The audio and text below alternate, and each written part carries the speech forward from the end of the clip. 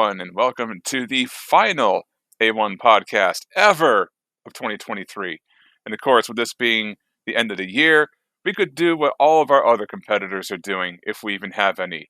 And that is phone it in by doing a clip show and getting our lowest rating of our entire program's history. But we're not. We're here on December 30th at the world's end, and we are coming to you with a brand new podcast with brand new material. And well, actually, no, we're just gonna be picking our anime and manga of the year and talking VTuber news like we always do. So, well, I guess this is a clip show, a live clip show. But what aren't clips are my two live compatriots here, Matt and Will. What's up, guys? It's going good, but I how to put this? If we have a clip show, are we gonna clip the part where like we just say, yes, thank you for your patronage and just leave? Is that it? Is that just a clip and we're out of here? Because I don't could think do that. clip. Yeah, we could do that. Okay, can we also clip the part where Will says that I don't support bestiality, and then that's just the end of the clip? Yeah, or maybe like one of those clips like, oh, it's you guys blame me on Operation Burlap Sack every single convention season. Hey, I don't have my Asian girl, so how can I not blame you? I'm sitting here alone. There's no Asian girl standing off to the side, just for me to look at my convenience. I don't have that, and we've tasked you with this for years, and you have yet to come through. Like, how can I not blame you, Will? Jeez, you think that Asian girl just falls on trays. Like, I mean, if you watch enough Joshi wrestling, you don't know they're all there. So it's possible, but you're not working hard enough, and that's the disappointment. It's getting to the point where I'm gonna have to actually go to the sign guy at my job who makes all of our decals and print out a freaking fat head of an Asian girl and stick it on my wall. Do you really want me to reduce myself to that, huh, Will? Or are you gonna come through this year? 2024, I want to see a crate in my front yard with air holes, and I want to see an Asian girl inside of it. I mean, since you two are the wrestling fans, I don't know. Maybe you should just do what everyone's been doing. Just bring a giant sign. I need an Asian woman in my life in the crowd, and let the cameras pick it up for you. I don't know. That doesn't work for some people. That's extremely creepy. And then you realize that said girl has a relationship with like a significant other. Then it gets really weird from there. That's all I gotta say. That's not. Had a relationship with a significant other. Oh. All right, so let's put it this way. Whoever that person is, please do not come after me. I did not ruin your relationship. All I did was just call the cops, like any good psychopath would. Please don't come after me. Yeah. It's like that. It's like that meme of that, that brother with the little tiny phone. Police, yes, I'm on hold. Oh, God. Well, I guess if there's anything we've proven over 2023 as a podcast, is the more things change, the more things stay the same. Yeah, pretty much. Again, the fact that we've just been doing this, like even with like the minor hiatuses that we have been having over the years. I mean, like how long have we been doing this? How many years now? Since like 2-3 years? It feels like 4 years. I don't know. Oh, it's been longer than that. It's been longer than that. Yeah. I can actually do this right now. While you guys stall for time, I'll go to the website and look up our first episode. Yeah, I think you would think as the host I would actually, have all this information on hand, but apparently I don't. No, you've been busy being drunk on power, or in some instances, speaking as a British wrestling commentator who has a deep hatred for clams.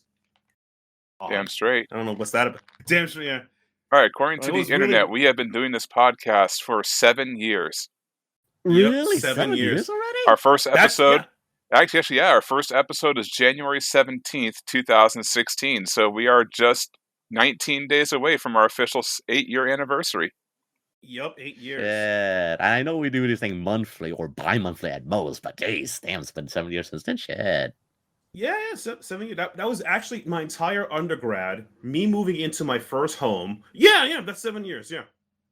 My entire undergrad and then moving into my first home. Yeah, that's about right. Or the end of my undergrad / moving my first home. Yeah.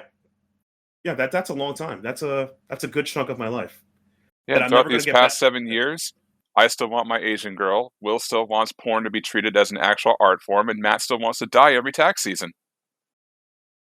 First of all, that's the sad part. Is every tax season you can get rebirthed. Like you're like, oh man, I'm gonna isekai this time. No, I can keep isekai as a tax accountant. That sucks.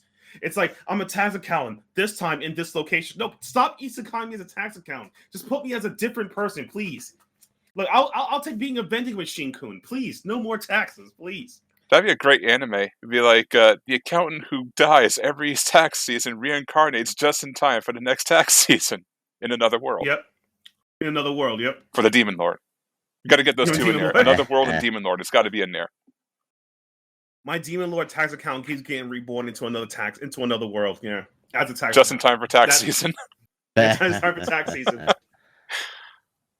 Sad thing is, there'd be people out there who'd watch that shit. Giga could probably be one of them. Yeah.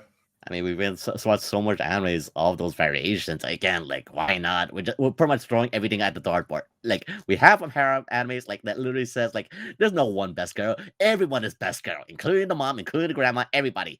We already have that, so why not? Including Izumi from Shikimori-san. He was the best girl. Oh my god. It's always a problem when the actual main character, who's the girl, is actually more manly than the guy. Just saying. It depends if you're into fandom,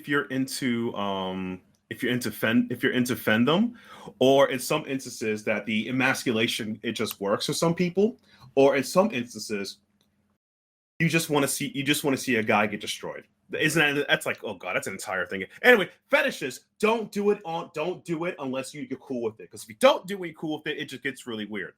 Will know about that a lot, right, Will? The silence is a confirmation. He knows it. All right, before he sinks down into a deeper hole, let's get this shoe on the road, because that year, it's come to an end pretty quickly. And what's coming to an end pretty quickly? Our very last VTuber Corner segment ever of 2023. Oh, fantastic. I thought you were going to fire us and replace me with like some other person like Don Cheadle or something. That'd be horrible. 3 minutes in the show, I'm already doing a repeat joke. VTubers are going to have AI VTubers or AI people making podcasts now, so who knows? iTubers. iTubers. Yeah, freaking Nara-chan. Oh, God. But anyway, yeah, VTuber Corner. Let's go over to our ramble into something else. All right, so VTuber Corner. Recently, we had the VTuber Awards. They were pretty good. Yes, hosted by Philly and yeah, for the most part. I mean, compared to, in the easiest comparison, like, obviously, I feel it's much more better than compared to, like, the VGAs, like Jeff Keighley's crappy VGA awards. Let's be open about that. It's much more better. It was much better. It was run by the fans. People chose it in the industry. It was everything else. I would say, like, even if you look at the people chosen by awards, it was a lot of indie representation, a lot of third party representation people don't know, and you could always just check out certain people. Like, it was really, really good. I mean, hell, like, we'll talk about her later. Celine Tatsuki won Best FPS VTuber, which is like, compared to my FPS waifu Botan, but it's okay. We'll talk about Celine Tatsuki later. She's not having a good time, chat, but we'll get there. But like, it really felt like everyone from every, I would say, A to C had representation, and a lot of different people won a lot of different things. Like, we had agency, independent, small agency. We had everything, so it felt really good. Yeah, no, like, there's just plenty of things to really look forward. Even like have Fillion actually had given a category to the best rising star, which, like, yeah, like some VTubers that I didn't know, like, yeah, to see them get represented, by all means, I'm very happy. Like, I'm definitely these different myriad of categories, instead of just doing a one flip off and not even presenting the people with their awards. They actually have some time in the spotlight. Like as you said, Celine won, and not just one best FPS shooter, but won one more. She walked away with 2 awards during that night, and also we have so much other categories. Like, I don't remember the top of my head at the moment right now, but even like the funniest VTuber went to Chibidoki, which, yeah, I knew Chibidoki, but I'm very happy to see that she actually got that category of being the most funniest VTuber. Right. And it's like a lot of VTubers that I thought that would be nominated and would win, such as like Series Fauna, Series Fauna from Hollow Live won like Best RP AMSR. I thought that would go to, regardless of the drama and the spiciness of Vox Akuma's RP and ASMR streams, I thought he had that in the bag. But apparently Fauna's okay. But yeah, Fauna, and I do mean this unironically, I love you, girl, but you are demented and lewd. You are like out there. You're more freaky than Ina. The saplings are just more degenerate than the Takadachis, and we have the fourth Wa. Okay, let's just leave that out there. So you know what? Get ground pounded. All right, that's all I gotta say. And speaking of which, yeah, we're not sponsored, but again, if you're listening to this right now, by the time you're listening to this, you can currently pre-order the official Ina Nendoroid, the normal version or DX version, currently on goodsmilecompany.com. So by all means, definitely support your inner Wa. So, but yeah, like the ASA AMR category was kind of interesting, as you said, Vox or the series one definitely took it, but I was kind of hoping for other ones like here. Like I know even the most charitable one, like with like the marathon from I know Vexoria, the Sun Eater, who recently just beat her battle with cancer.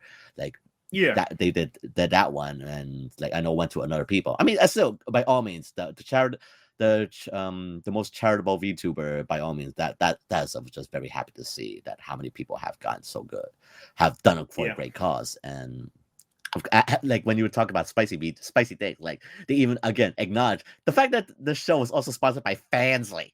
Yes, Fansly. Exactly. Yeah, I know. Yeah, exactly. So you got but honestly though, I hope this happens next year. I'm looking forward to. I think False ID and his crew had some help with that. I know a lot of people. I really look forward to this. Because it's the thing that, as you alluded to before about the Jeff Keighley 3-hour commercial awards, VGA awards, is that it doesn't really feel like by the community. It's just like the games they played and what they vote for and whatever. And it's just a lot of it's just ad time. It doesn't feel like people are contributing to the thing or the fans are to have impact in this. Right. Like, for example, you Cherry Motorcycle Man? I'm just kidding. Anyway. Like for example, like one of the people that I didn't expect to have a category is, like the Minecraft, and I know Kalia. Yeah. I love her.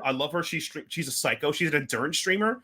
It's like, oh yeah, Minecraft. I know who plays Minecraft. Like, oh yeah, Kalia one. That's great. And it's like Kenya. You got Fauna. I got Palmos like that.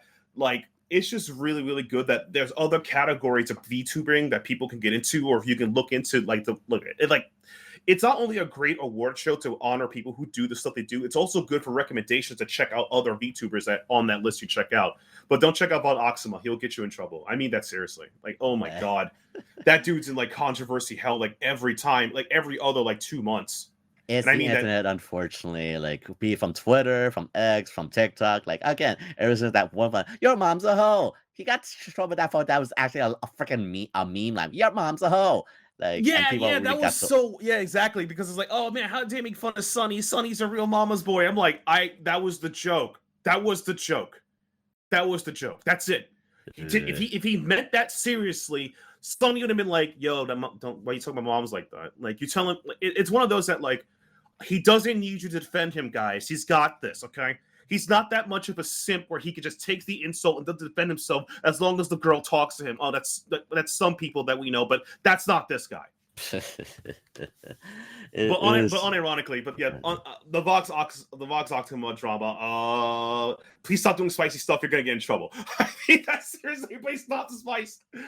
But have you heard again? Apparently, that's a new Twitch meta, and people want to do spicy things. But again, Twitch meta fall back on it. But we still do it anyway. You still see the just chatting streams.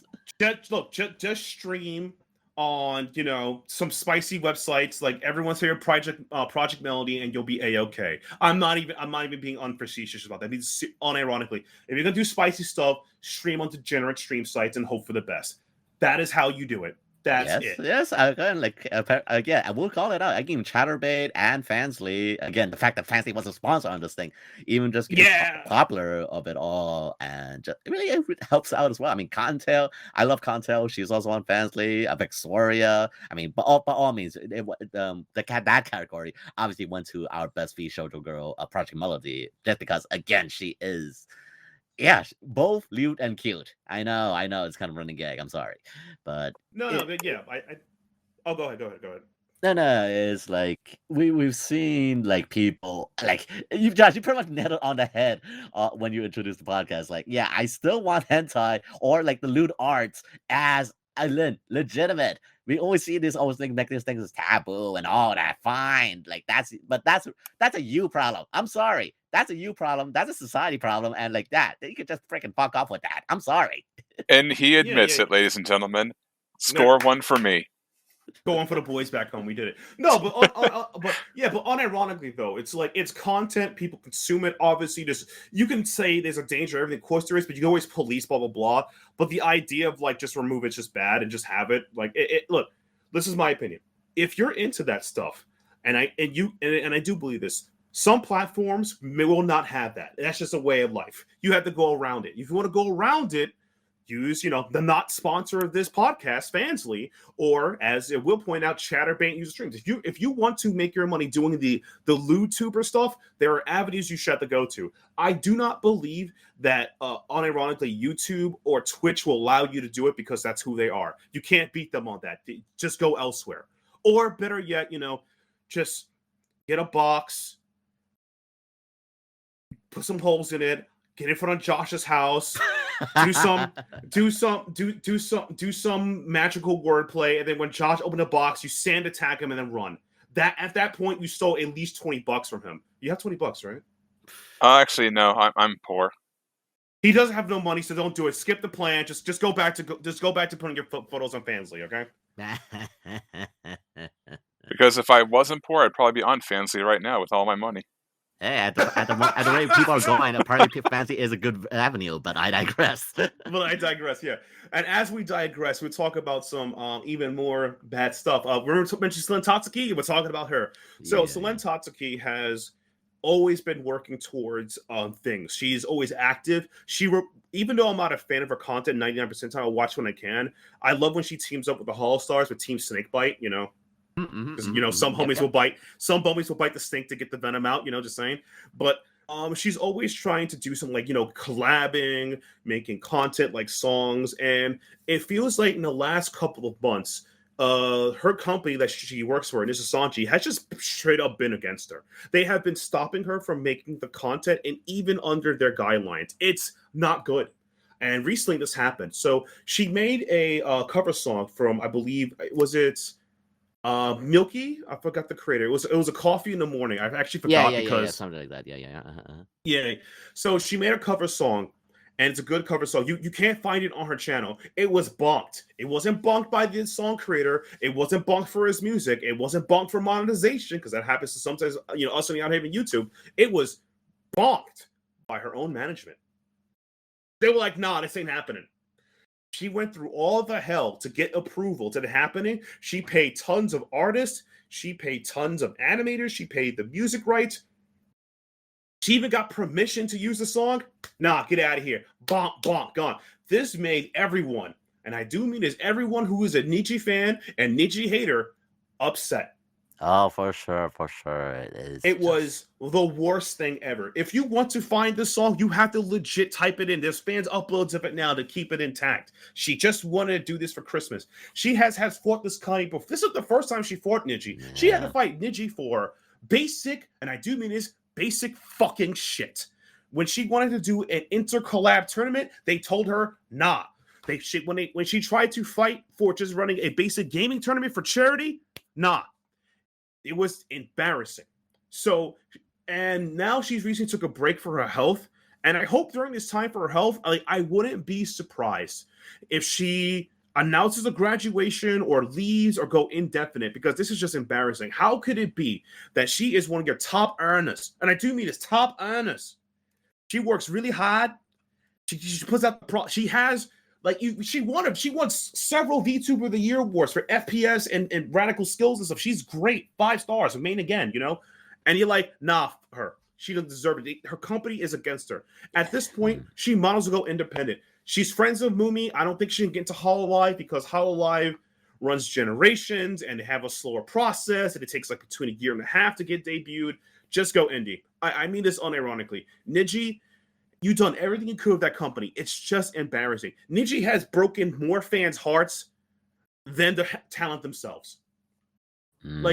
We talked about Vox Oxman doing spicy stuff. It's trust me, the amount of things that management has done to hurt people compared to the talent is crazy. Luca Kaneshiro, I know he's, no insult to him. He's kind of a company man. You can say in wrestling terms, a stooge. But, he got bonked on live stream recently for playing a game, and he apologized. I'm like, are you kidding me? He had to like stop what he's doing. I apologize for playing this game. I didn't know. Man just told me. I'm live, you stupid. Excuse my language. You stupid bastard. I'm live. You're gonna tell me you're gonna bonk me now? You had days to let me know I couldn't play this game. You're like, nah, right now. You stupid bastards. Like, God damn it. It is just really disappointing from Niji Sanji. It is just how they've been again Niji Sanji. And again, yeah. Why you think you got the reputation of being labeled as a black company? It's because of these kind of incidents. Like you want to go like support everything and all that, but Celine, I love you, girl. I hope everything goes well for you, and by all means, take all the time you need to get away from this, because again, it's an abusive relationship. It's an absolutely abusive relationship. Really is. It's like at what point? What are you offering me? Like, here's the thing, right? Like we have VTubers this year alone that has taken long hiatuses. Ninama Inanis. Ina's back. Hachima. Gagura. She took a hiatus. Now he's taking hiatus. You probably know Shion. Shion's taking a hiatus. She was upset, but her fans support her. She comes back, we pop off. Like when Hachima come back, I think I swore I was telling you this on Discord. I'm like, let's fucking go! It's Hachima, baby, Hachima. Like that's literally like Hollow is doing a better job of maintaining their talent than you, and they just get the basic breaks. Right. And you're like it's honestly just bad, and I do believe that like. I feel like Niji particularly, not even just one branch. The Indonesia branch is, all intents and purposes, dead. Mika's gone. So if you're like Indonesian VTubers, you either go independent or watch Hollow Indonesia, which are all good girls. I recommend watching them all. They're all really good. I mean, even though I'm particular to Risu, but you can pick your favorite girl from there, or Kalia. Those are my top two. But pick your poison. But it's like, wow, you close an entire branch of content? Like, why don't you support Indonesia? Like, have you noticed that in Hololive Indonesia, like each girl from each generation has at least 1 million? Ollie, Muna, Kobo, those are each of them from a generation. So like maybe there is this a demand for Indonesian VTubers. I don't know. Big chilling. I don't know. Jesus Christ. Like these people run a company so bad, it makes me realize that you can't be stupid in fucking business and get ahead in life. And you want to be if you want to do some smart business, consider going to this website. Go www.buyjoshscomics.com. Just kidding. He doesn't sell comics, he sells light novels. But anywho, that's enough of my rant. But honestly, I was gonna say, what the hell? Yeah, I'm ranting real bad. This is honestly, I think Ninja Sanji has honestly burnt so much goodwill that it is insane that I'm not surprised that I would say in 2024 we have a couple of graduations. I wouldn't be surprised if in like top of 2024 within the first 4 months I would see a graduation. I mean, if it doesn't happen, it doesn't happen. But it's like I can't freaking believe this. Celine Tatsuki gone. Nino Kasaka, she came back as a reborn cockroach, gone. Kuro, apparently he got tax frauded when he was British. Mysterious, missed us. Like, oh, like I can't believe this. I'm like, how could you do this, mate? Like, oh, but yeah, that's another Tatsuki drama. If you want to look up her cover, please type it in. Morning Coffee Tatsuki. Just type it in, you'll find it. Someone can upload. Support the artists, people who worked on it. I just feel really bad that Celine Tatsuki as a talent is doing God's work, being patient, trying to do her best, and she gets shot down. It's like her and Palmu are the two people that just keep getting shot in the legs every chance they get when they do work. Oh, so shout out to Palmu for surviving. She did it. But holy, it's just like the most embarrassing I've ever seen in my life. I never saw an agency like hate someone. Like okay, it would have been interesting. Like, oh, maybe it was a bot that bonked her, or it was some stupid YouTube system. No, it was her own agency, her own management. You knew she was working on it. She told you in advance. She even cleared your email. She got the rights. You're like, nah. What was the point? At this point, if I was working at Niji, I would just squirrel around my chair for 6 hours a day, just waiting to tell me, can I play a video game or not? And they say, okay, you can play. And then when I start playing, actually you can. Close my stream, squirrel for another 6 hours. These guys are just garbage. Like unironically, just garbage. Would never and this is the management. The VTubers who work there work really hard and deserve your respect, and that sucks. And Vox, please stop doing spicy content. You're gonna get in trouble. You gotta back that up. But yeah. But back to you pretty much nailed it everything on the head there, Matt. It's just really from here's hoping that as I said, I wouldn't be surprised that Solen would graduate in the near future. And heck, if everything goes well, who knows? They'll be going right, and hopefully VShoto picks up her as a reincarnation form, and then we have VShoto continue that great image of being the most the retirement home for VTubers, if anything else. Yeah, speaking of retirement home of VTubers, Nazumi, or the if you guys know the former Boing Boing necromancer, if you know who that is. Yep, Nazuna. Nazuna. She's no longer going to be in a retirement home. She's leaving the company. I have no speculation on this. It feels out of the blue, but a lot of the things that if you watched her content or seen her in general, it could be one or two things. Either A, she's retiring from VTubing, or B, she just didn't. This is not like, oh, she's a bad person. She never really clicked with the girls per se, besides Kason. She does keep to herself though. So just to provide some context on that one, from what I did my research on, one is because she actually, aside from her alternate persona Mineko, she actually was hired by as a voice actor. So voice actor agency, Aaron, one of those. I forgot the name on the top of my head, but she was recently hired as a voice actor, and so she is going to be gotta be more active in the voice acting world. So props to her. And I think the other thing is aside from being a voice actor, wants to be have to go focus on her other persona Mineko, but she also does stream on YouTube as well. But and just also provide characters from Kason herself. It wasn't Kason did not herself personally invited Nazuna to come to VShoto in the first place. It was VShoto who asked at her. Kason was not a reference point. So that's no.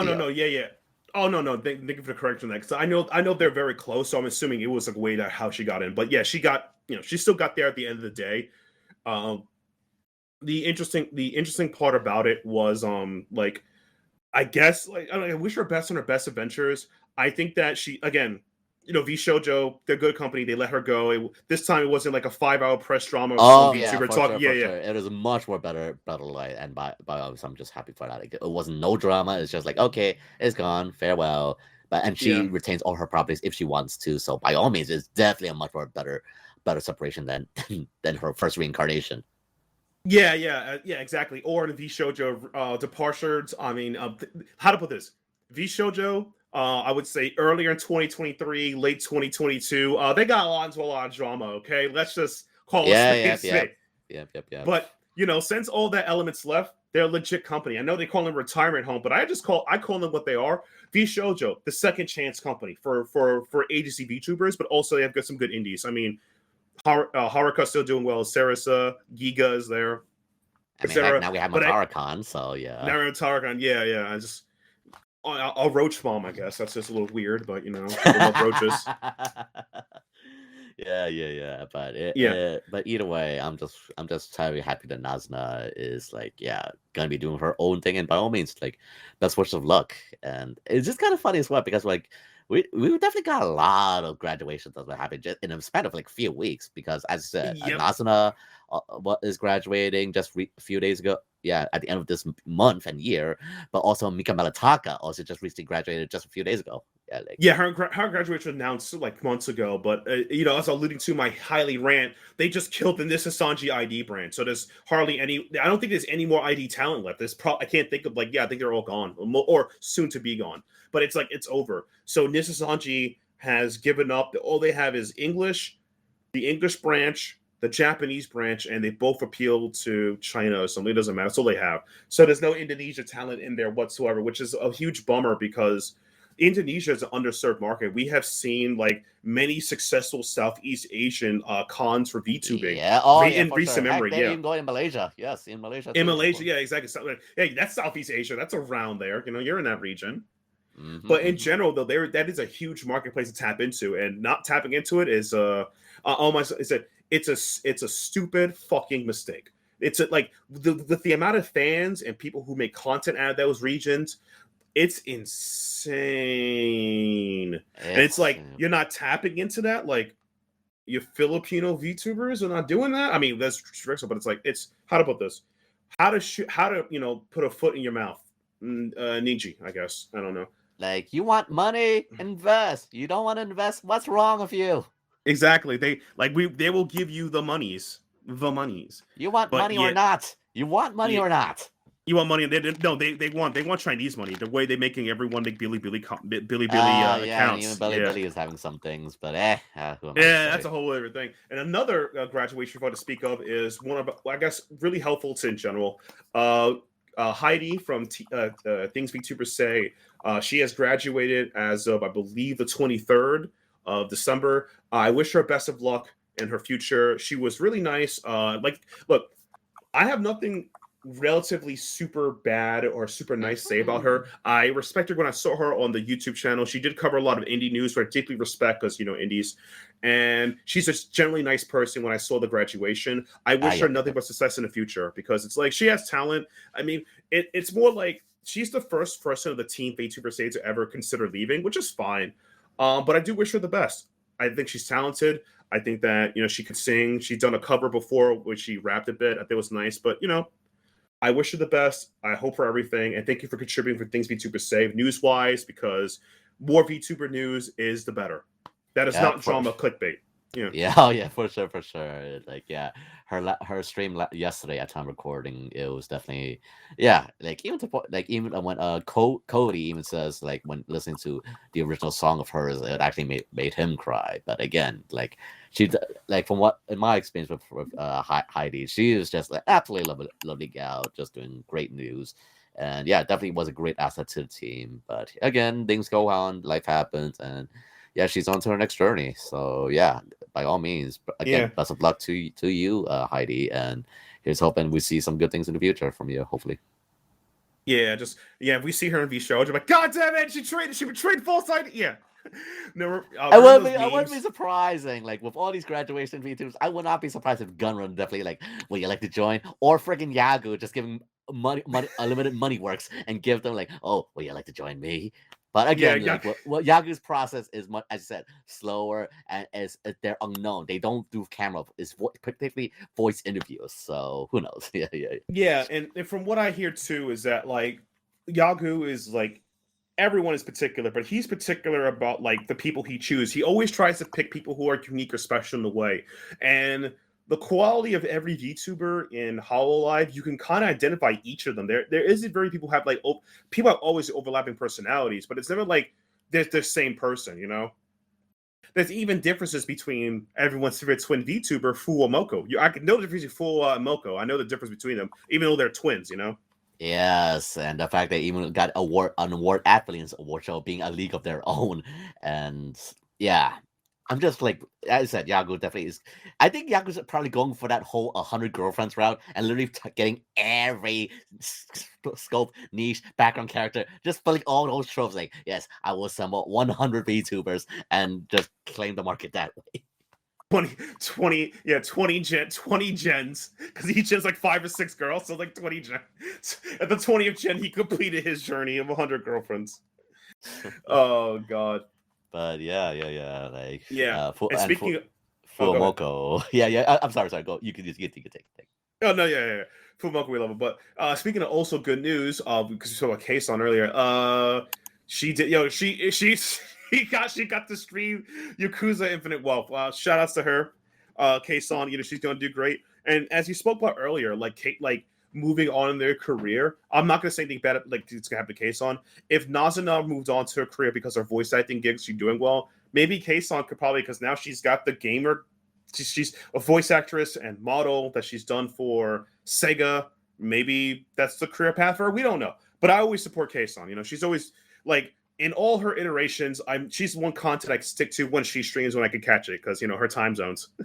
I mean, like, if you meant to go and catch her streams, like, it can be absolutely crazy. I mean, like, bring all these hot girls and doing takoyaki parties and Yeah. literally asking for give me.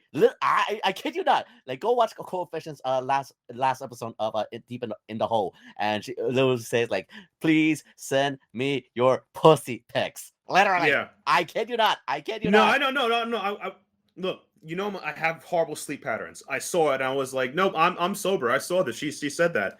This is what's happening now. This is real. But yeah, you worry about Vox Armor doing spicy things. Please, good look at K-Song. The thing about K-Song doing spicy stuff, let's put it this way. There are people in there that know what's going on about. Vox Akuma gives no warning. He just does it raw. Like, oh my god. Like, remember the time she brought the other voice actor and then they actually compared boob size, like right there? Oh yes! Oh my god. Yeah, right there. Like, you know what this is about. It is basically full-on grab your session right there. Like, oh, Yeah. Tascada. Like, it's like, oh no, not like this. But yeah, it's you want sexy Asian girls to judge, by all means, check out K-San. You'll very enjoy her streams. By all means. Yeah, she went wild. Let's put it that way. She took her friends out to a lesbian muscle girl bar. Let's put it that way. She you know what she's about. I'll pass. I'd rather simp over Kamosha Eye. Traitor, you betrayed us for the last time. Let's get it. No, Kamosha Eye is like the waifu for me. Like, no. There's like several waifus, right? I have my real life waifu, who's Kamosha Eye. I have my wrestling waifu, who is Hikaru Shida, and I have my anime waifu, who is Kurisu Makise.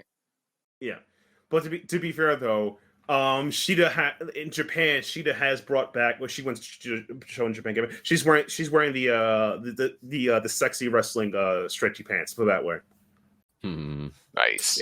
It's back. Yeah, it's coming back, baby.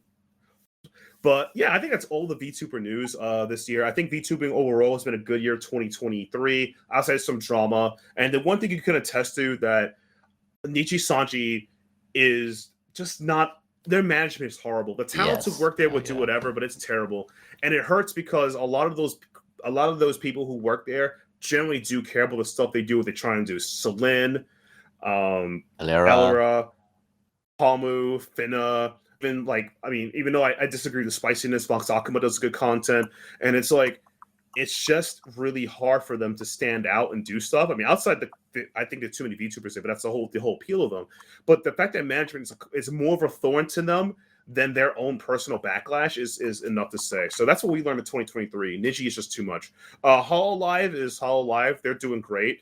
I think that Hololive just feels much more content wholesome. You could always find someone you like and stick with it. I think the Advent Gen 3, I was worried about them, but they're doing good. I think Holostars, English is doing fine. Their 3rd gen, Armis is doing great. Vanguard, the 2nd gen with like Battle and them doing it. And even though Tempest, the first set, which had at one point Magni Desmond, Vesper Noir, Alex Sirius, and Regis Altair. They lost half of their team, which is Regis Altair. No, Regis there. I'm sorry. Magni Desmond and Vesper Noir, they're gone. They're still doing fine. And I think that Holostars English is going to do pretty well. Did pretty well so far this year. I wish them more success for them in the future as well. Anyway, I wish everyone success in the VTuber space. Hope you do well. Heidi, do the best you can. Really can't wait to see you blossom as a star in the future. And in general, if you're a Nichi Sanji and management to screw you, consider ripping up your contract. Because I mean this unironically. If they can screw over their prior talents, what's going to stop them screwing you over? That's just my final say. Yeah, exactly. And also, just to wrap up on the VTuber corner as well, like also, Malaysia, I'm very happy for you, but this is more of my complaint for Hololive. Like, by all means, you allow Malaysia convention to allow people to your fan audience to literally take out the camera to record full Moko at their singing. While you can't do that if you're an anime MIC, fuck you, Hololive. No, yeah. Like you sent me that from your home. I'm like, this is some bullshit. I'm like, fucking hell, man. Like, you allow Malaysia to I'm sorry, opening said my home country is under a little slight underdeveloped, but if you're talking about Kuala Lumpur, but the fact you allow your attendees to actually have cameras full out, yes, have cameras to actually record, take pictures, whatever it may be, to record full Momoko. But no, here at in a formal convention, you won't even tell who's like literally like 5 feet, 30 feet away from the main stage. I was like, no, you don't take pictures. Like, fuck, no videos. Like, fuck off. Yeah, fuck you. I'm Like, come sorry. on, man. Yeah, us Americans gonna doctor and edit. Like, get out of here, man. Like, we're weebs. You think we're that smart to do that? Hell, look. If we were really smart, we would have made AI voices for us to do our degen stuff. We can't even do that yet. Okay, so shut up. We're not that smart. We're just desperate. Except for Josh, because he has a job. Like, yeah, and this is just basically all conventions as well. I'm like, New York Comic Con, I'm thankful you allow us allow us to use phones to actually take pictures of like celebrities like Chris Evans, all that. By all means, I'm thankful. But freaking conventions, please, like, get with the times. I get it. If you don't want videos, by all means, there's no videos. But let's take us some photos. On stages. Yeah, it's just super. It just bothers me, man. It's just like, are you kidding me? Is this real? But yeah, like, this is my honest opinion, right? If you're not going to allow us to take photos of things, then use your own internal screenshot program, whatever, and give them out at the end to fans to take. Okay, I would even take that as a compromise. Yes, by all means, yeah, I can do that. Or like, I don't know, let us press members do our jobs. It just like, oh my god, like, and the sad part is like, it is not like, and the thing is like, I do not believe this, in my honest opinion. This is probably a paranoia that they think that if someone filmed or recorded the thing, obviously try to sell it. Yeah. They're trying to sell it or some crap, or some instance they'll find out that, which I don't think this is possible, happens. Oh, they use the same like setup with the same jokes or the same thing in every convention. I'm like, if that is true, then they're lazy. If it's not true, then why bother? They're gonna like.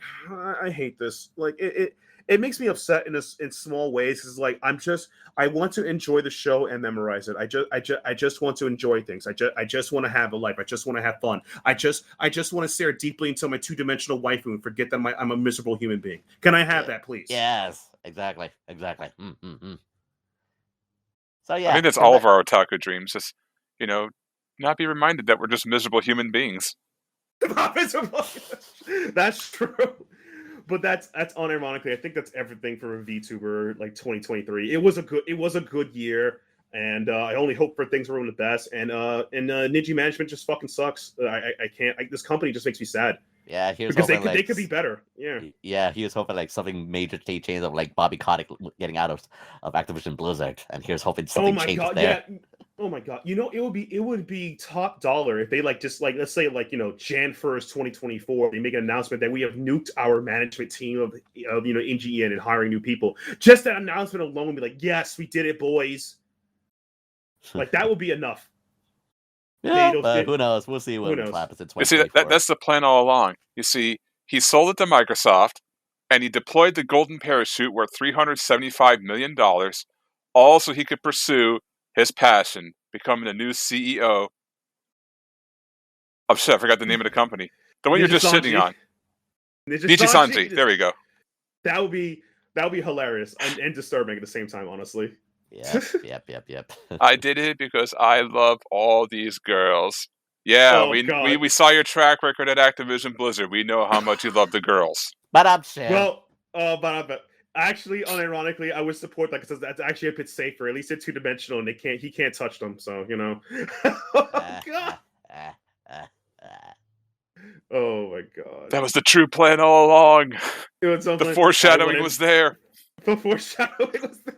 Yeah, just like the AEW devil is actually Curryman. The signs were there the whole time.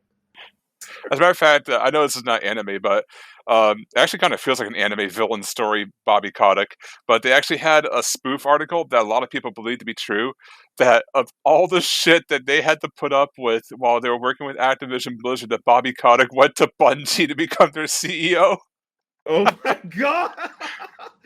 Oh my god! No way! That is a synopsis for a manga right there. That is, yeah. My god, my stupid company. That's the true My Villain Academia arc. Yeah. Oh my god. All for money, money for all. That would be true villain shit. Oh man. But I think that's everything, man. So let's get to the next topic before we talk about Bobby Cottage's origin story. Oh yeah. I'll say that for the spectator mode. Yeah. Take that for spectator mode. Yeah. Yeah, pretty much. go watch that show. I mean, they do a good job. And I designed their new logo, so go look at that at least. Thanks. Aye. All right, so with that impressive rant about Niji Sanji out of the way and all the other VTuber news, how am I supposed to top this? God damn it, Matt. The fuck? But I guess we'll go right into the clip portion of our clip show, and that is our anime and manga of the year. Because honestly, we talked about the winter season last time we were on the show, so there's really nothing else to talk about. You know, the autumn season is pretty much all done and wrapped up in a nice little bow, and run that nice little week break before we get into the next thick of 500 anime shows to watch. But yeah, looking back on 2023, I guess we'll go through and talk about anime first. And yeah, I've been doing anime of the year columns now ever since I started with the Outerhaven. I did them before I even joined Outerhaven when I had my other podcast, Pulse In. God, I missed that show. Actually, shit, it's been 11 years since I've done an episode of Pulse In. Damn, I'm old. Damn. But yeah, I had a huge list of different shows that won my personal anime of the year, and I picked 2023s to add to that list. And when I was going through and I was looking back like all the shows I watched, it's like, god damn, I tripled the amount of shows I watched this year than I did in 2022. Like, there's just so much good stuff to watch. And then there was actually some stuff like Oshinoko that I dropped that were absolute trash, and here come the pitchforks. Yeah, so obviously Oshinoko did not win Anime of the Year. But for me, I picked one. It was a toss-up. And a lot of people will probably shake their fists at me for even put this at number 2, but Heavenly Delusion was my second one of the year. And a lot of people have heard me gush about it. They're probably like, oh, that should have been your first with the way you've been talking about it. It's like, well, yeah and no. Because while both of these shows, my number 2 and my number 1, generated like the same feeling, like where I couldn't wait till next week to see what happens next, one of them did it a little bit better than Heavenly Delusion. But it still guts me to know that they sold less than 700 Blu-rays in the first week in Japan. So there's not going to be a second season like ever. But that's why I bought the manga, so I'm covered. But the other one I did buy the manga for and is getting a second season in, I think, just like a week and a half from now, is The Dangers in My Heart. That ended up being, okay. Yep, that ended up being my anime of the year. And it's kind of funny because my number 5 in my list was The Angel Next Door Spoils Me Rotten. And the reason why I picked that one is because not only do I love romance, it actually gave us a conclusion to the point where I'm actually shocked there's a second season coming, because you could have just ended it on the first season. I would have been satisfied. They got together. He confessed. She accepted. I don't care if you haven't seen it. Spoilers. You had the whole year to watch it. But it was complete.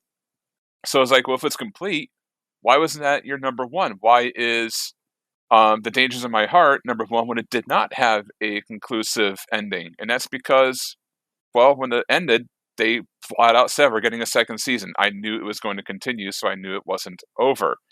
Even still, I bought the manga because I love the show to death. But even though I don't like the design of the character that he's in love with, because, you know, I hate big tits.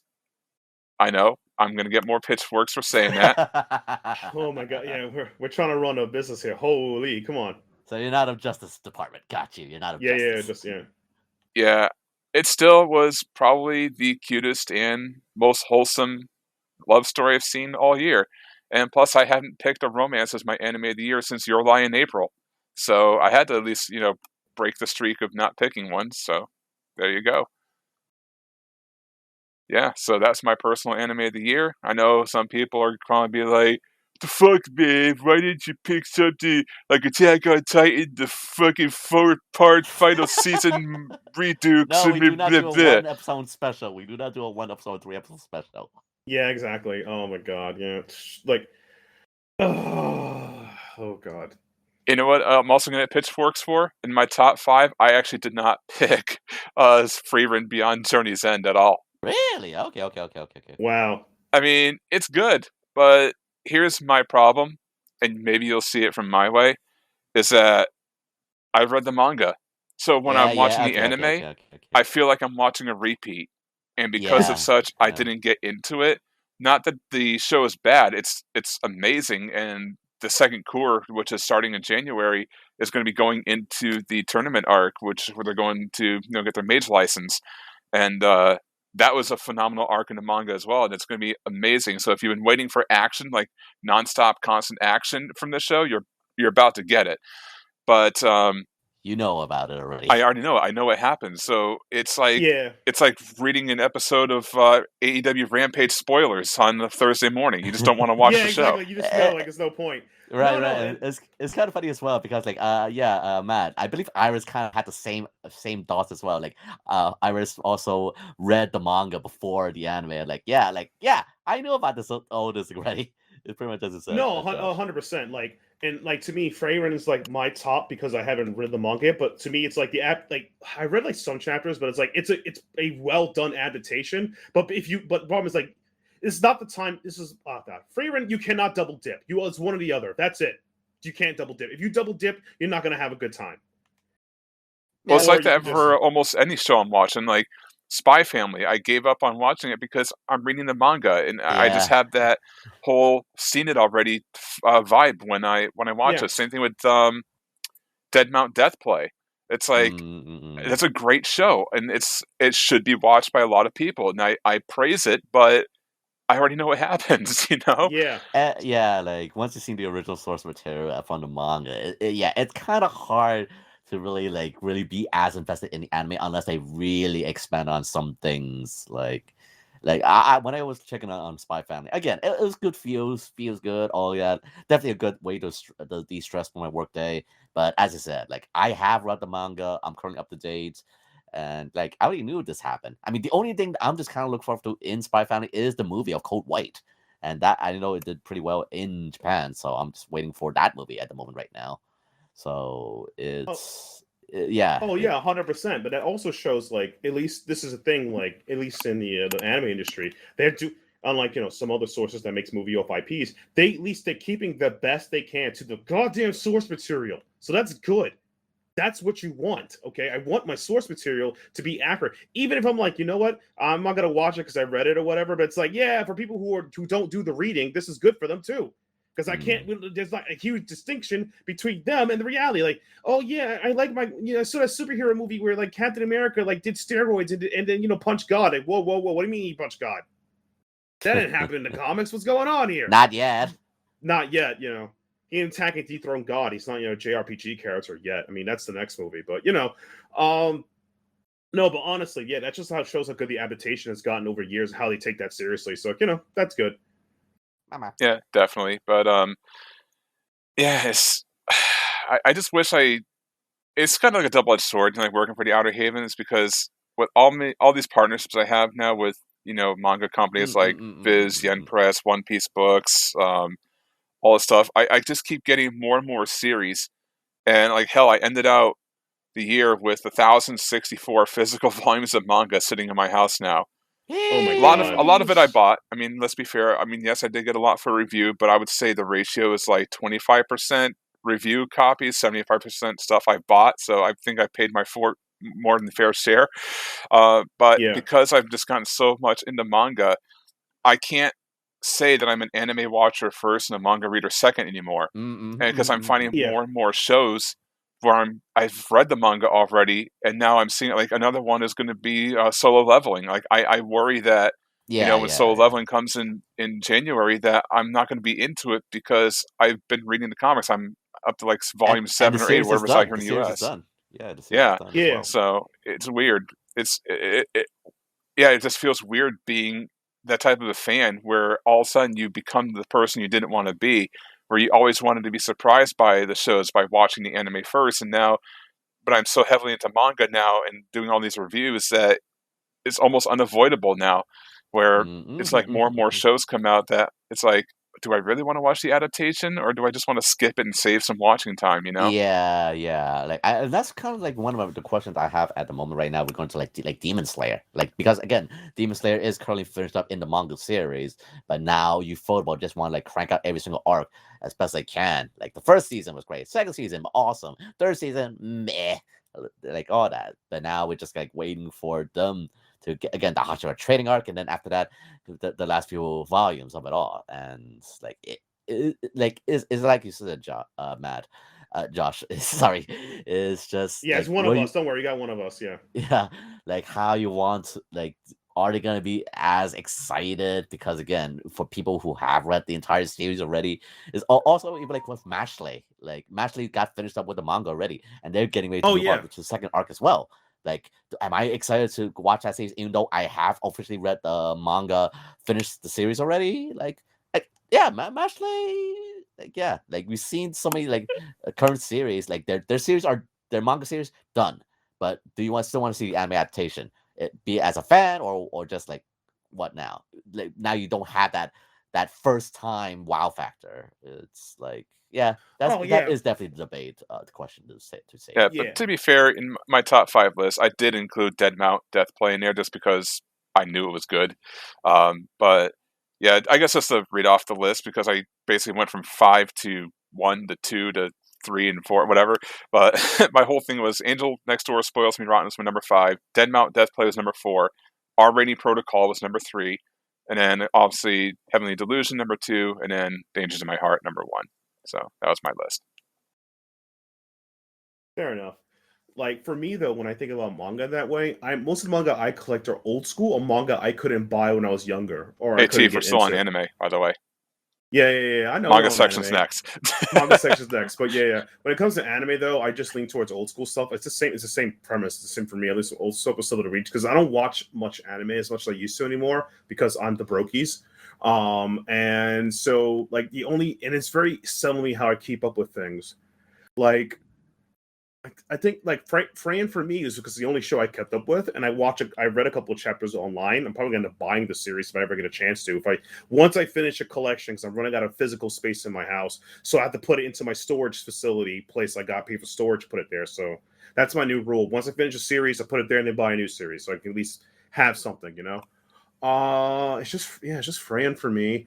I started getting into watching the Seven Deadly Sins, but it hasn't hooked me in yet. Maybe it's better to read it than to watch it. I don't know, but yeah, that's it for me. I haven't watched a lot of anime, so my bad.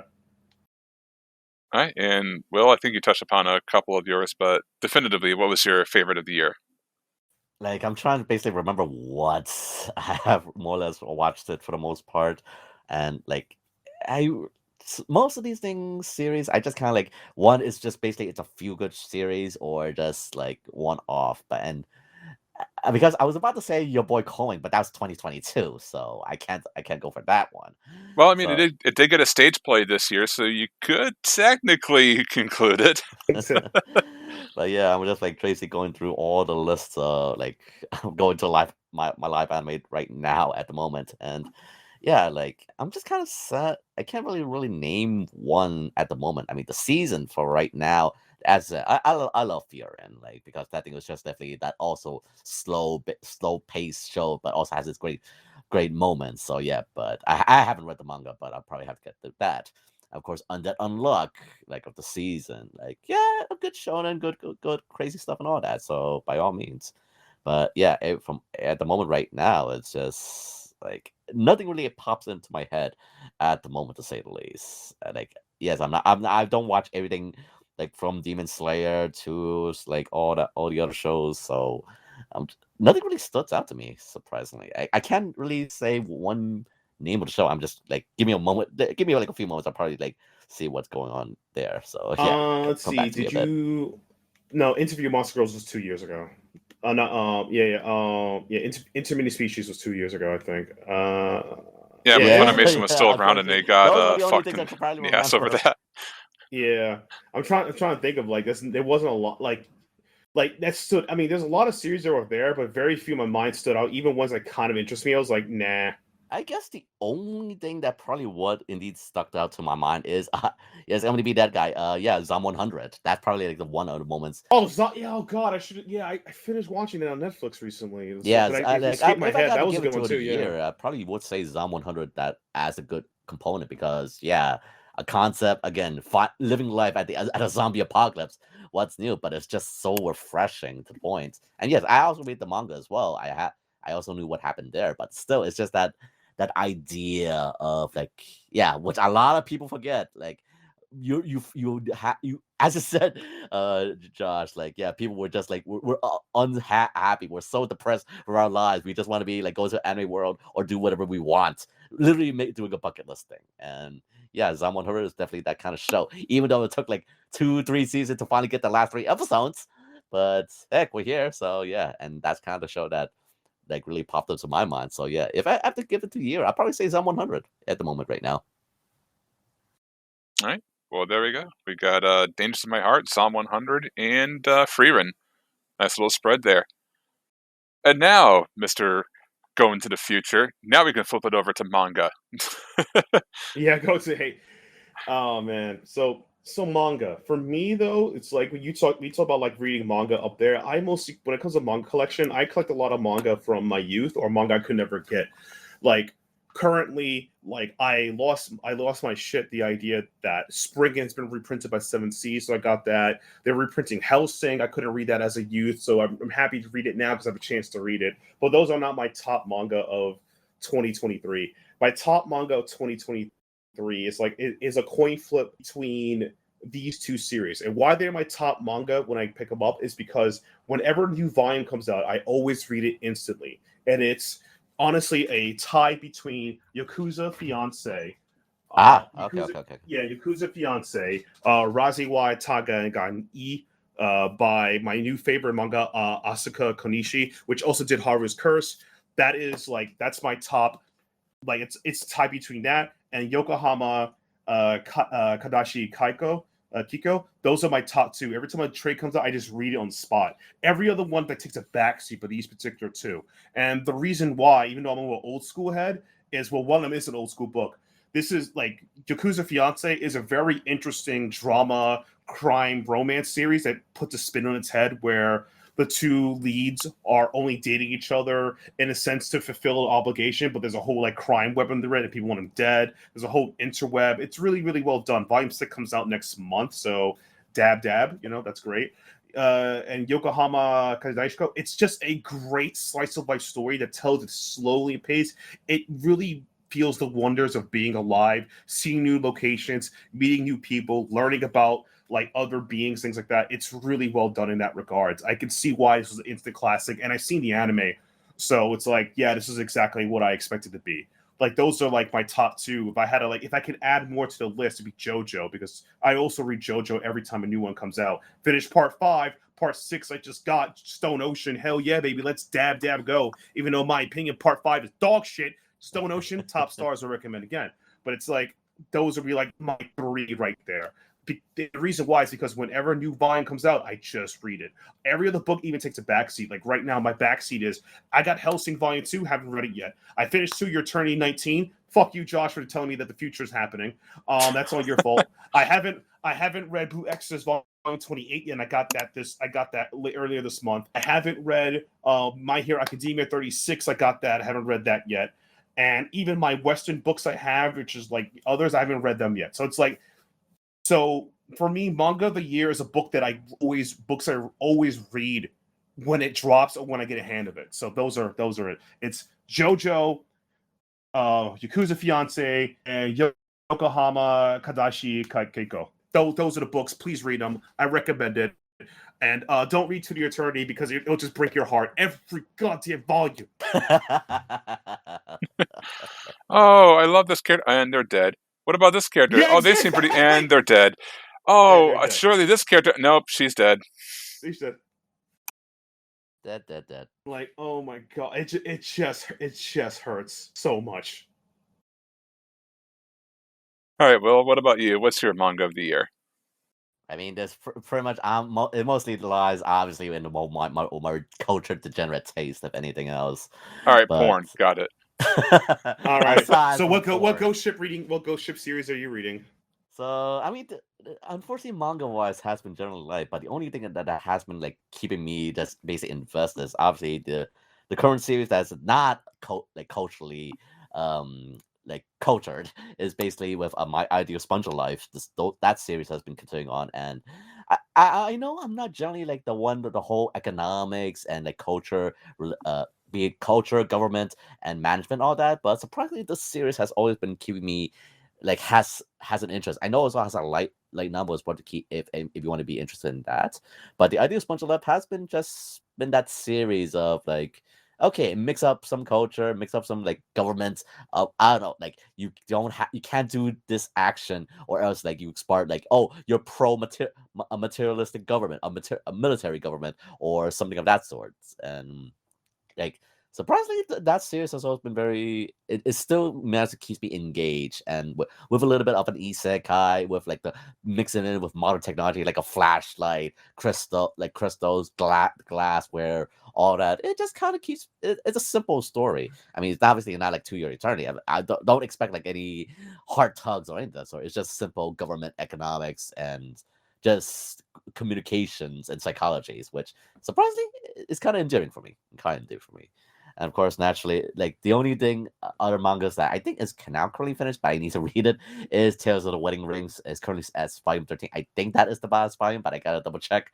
But yeah, Tales of the Wedding Rings, by all means, is just that fun harem comedy series that we will be getting an anime. I think next season, I believe, which is yeah, just fun rompy, but also a good mix of fantasy as well. So Tales of the Wedding Rings from Maybe. I love that series. Is my guilty pleasure, and of course, naturally, I just currently have that in my Amazon wish list, which is Rise of the Outlaw Tamer and his S friend Cat Girl. Which yeah, again, I love Jody Manabe's artwork. If wherever he goes, I go. Is just by all means just Wait, back up.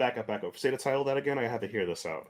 Rise of the Outlaw Tamer and his S rank Cat Girl. I mentioned this a And it's few S rank episodes. hacker. Okay, Like, that's a little too on the point. But is it what I want out of 12 Beast? Because 12 Beast didn't get finished. So is it like 12 Beast?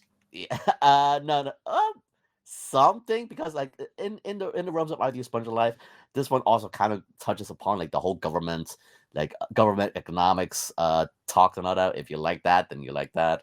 But yeah, basically, if you want like, but this thing has one form more better and has muscle cat girls, and who does like muscle girls? I mean, that's kind of the running slightly trend I'm noticing in the manga industry. Like people like muscle girls, and it's starting to become Yeah, Muscle popular. Girls. Yeah. So yeah, if you like, and unfortunately, the next one won't be coming out until March 5th, which kind of stinks. But you wait for culture, you wait for art. So yeah, that's kind of the deal. So Yeah, yeah, So that Okada, man. We went a year and a half for like half a page. Jesus Christ. Yeah, okay, Auto Sensei and freaking Yeah. 7Cs. Like, oh, they just released the next volume for us here in the States. I already read the online scans on freaking for the new current volume for Masamusume. But please, throw us a bone. Uh, so yeah, those three: Ideal Sponge of Life, The Tales of Wedding Rings, and Rise of the Outlaw Tamer and his S-rank Cat Girl. I mean, I would also include My 100 Girlfriends, but I need to get into that one. That's I hated that show. I dropped it. Oh, come on. It's basically a parody. I love it. He was like, oh, is that a Tokyo Ghoul? Oh, I think it's like literally Biohazard. Is that Resident Evil? I mean, it's a parody. It's not really with they are running with that idea. And like even the author says like they are set to actually make to 100 girls. And I think they're right now at girlfriend number 30. So yeah, they're almost approaching halfway. oh my god. Still not gonna watch it. So no, that's too much harem juice to me at that point. Like I'm out, man. I already know. I already have someone else on Twitter that's extremely upset that I dropped the show. But oh well, just not my cup of tea. What can I say? Look, just because that you're friends with a alleged cokehead booker doesn't mean you have to brag in my face, okay? But I swear to God, next year we're gonna have a really, really great show. I'm not gonna do it. I'm gonna get lost. No, please, It's no. gonna be like a 30-second rant. I don't feel like Tony Conning right now. I didn't do enough blow. But anyway, Dude, enough. Oh god. Here's my list, and I'll actually go in order this time because jumping around last time just made it awkward. So, number Sure. 5, Villainous level 99. I may be the hidden boss, but I'm not the Demon Lord, which is kind of weird because I shit on villainous stories all the time, but this one was different in the fact that it's not an otome game. It actually treats itself like a fantasy isekai, which makes me just wonder why didn't they just call it another isekai series, but it surprised me, and it was actually well done. So it earned an honorable mention at number 5. And that's pretty much all I got to say about it because there's really not much more to it. Number 4, Parallel World Pharmacy. So I picked this one because with a name like that, you kind of think that it's just about someone going to another world, opening up a pharmacy, and then trying to bring, the modern world's cures to this medieval setback world. And that's kind of what it is. But after I've gone through the 3rd volume, it seems to be a little bit more than that. And they're throwing some actual like fantasy adventure aspects into this. At least that's what I'm looking at. So it kind of has that cool little twist to it. And of course, it's not just about pharmaceuticals, it's about medieval politics and, appeasing the empress, which they oddly call the emperor, even though it's a girl. I don't know why they don't just say empress, but that's just weird.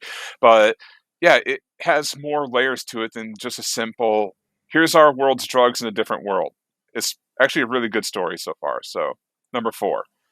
Number 3, My Clueless First Friend, another one that I stopped watching the anime on for 2 reasons. Number 1, I'm reading the manga. Number 2, I hate the fact that the highlights in the hair look like fucking oil paintings. Someone do a better job animating it for the next season if it gets one.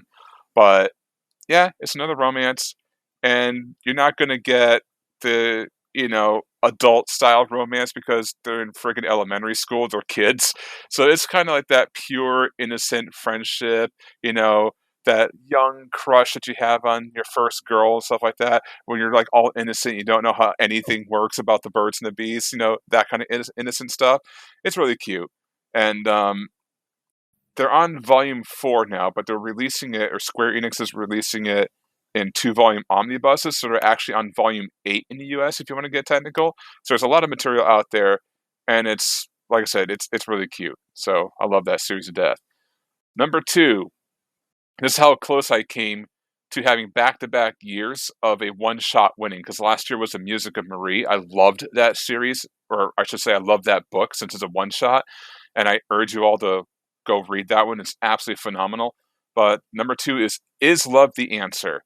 And this one takes like a really deep dive into someone who kind of feels pressured by society to fall in love, but they question why. Why do I have to fall in love? Why is love such a huge thing in everybody's lives when I myself don't feel that way about anything? So it's like an exploration to asexuality, which is really cool, but it doesn't really like throw it in your face. It kind of plays it out naturally, and you really get like the understanding from someone who is asexual, like why do they question love? Why does it exist? Why do I have to fall in love? Because society tells me. Why can't I do my own thing? And I thought it was a really, really well told story, and it was really close to this on my number 1. But number 1 for me, just like Matt, he said that his top 2 were ones that as soon as they come in, he has to read right away. That's what number 1 is for me, and that's Boys Abyss. And Boys Abyss is like, I'll just put it this way: Inio Asano is my favorite manga like artist of all time because he takes reality and puts a very dark and gritty spin on it, and then also incorporates like adult humor into it, but plays it off as just like everyday banter in a dark, gritty reality. That's what Boys Abyss is, minus the humor. And it's not by Inio Asano, it's by, I'm probably going to butcher this name, Ryo Minenami. Hey, I got it, whatever. But yeah, it's basically about a boy named Reiji. He basically is kind of stuck in his hometown, and all he wants to do is just get out. He wants to go on his own. He wants to leave everything behind. He's sick and tired of caring for his family. He's sick and tired of being pressured into going to work for a friend of the family, which he doesn't want to do.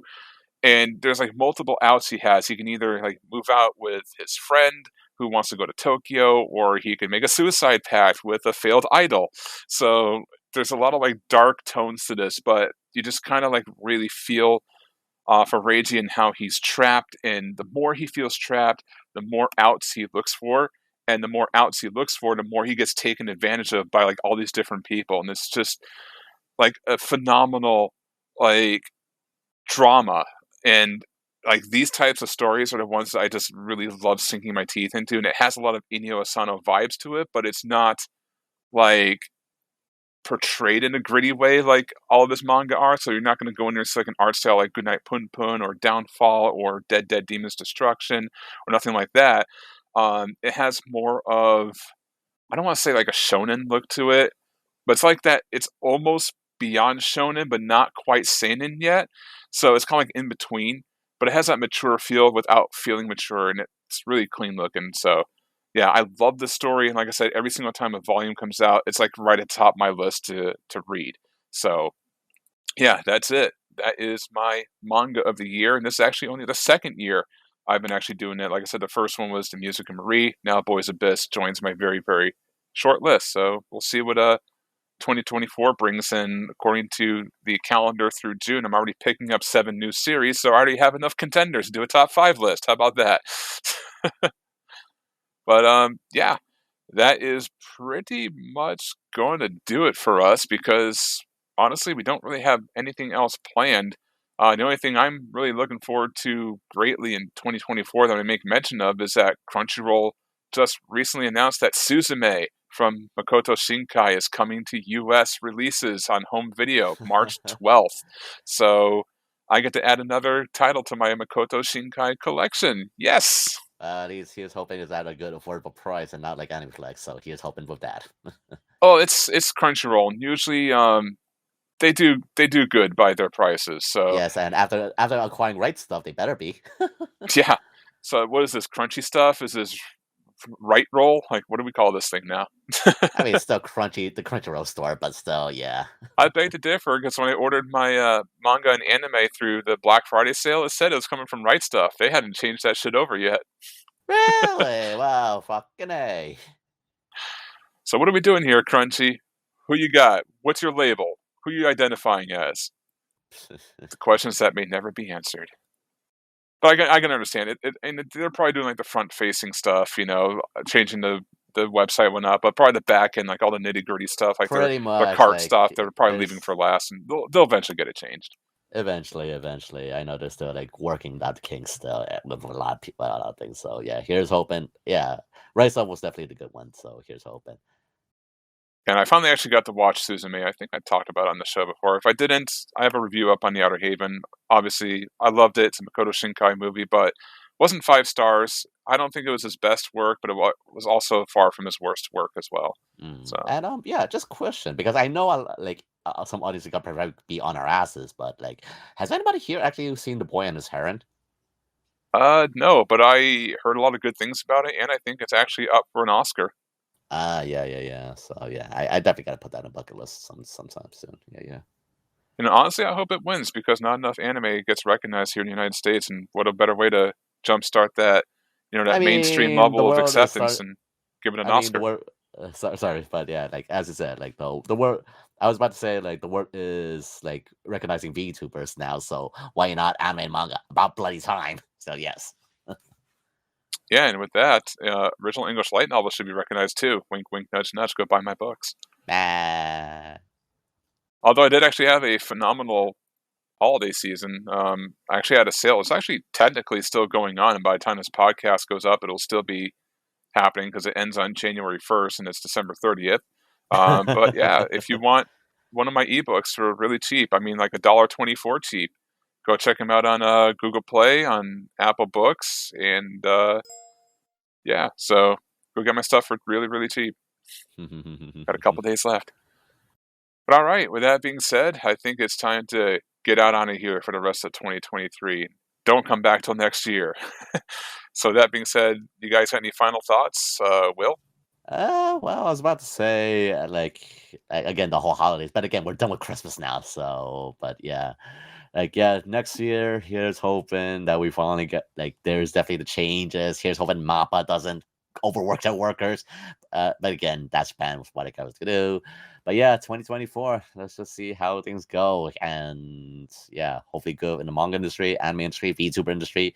Just here's hoping that things go well in 2024. And if you're having a bad day, remember Fuomoko believes in you. Remember her pep talks. Gambatte ne. And remember Asakoko's words, you can kick ass and good morning, motherfucker. Yeah, and also don't forget to play Holocure, where you get to play Asakoko as a dildo weapon. Or at least it looks like a dildo. Oh my god. It's the one thing that's a bummer though is that I don't know if K is done with the game, but man, he needs to make the Gen 3 girls so you can get them. Or 4 Gen girls like Watame, Coco, Toa, Luna. So I'm just waiting for that. But anywho, the Holocure needs more updates. We need more girls. Got to add them in there. I think they heard did do that. Hollow Parade is pretty much the deal right now. So yeah, I don't know. We'll see. And last time I played Holocure, they almost tripled the roster. I think all the gens are in there. No, they're missing Gen 5. Not yet. Yeah, they're missing Gen X or Gen 7, Gen 6, and Gen 4. I think Gen 5. But yeah, they're missing a couple of gens, okay? We had 1 new English gen, and we're missing 3 girl gens. That's about it. Don't worry, whenever it comes out, I'll play it because, I'm addicted to swarm survival games.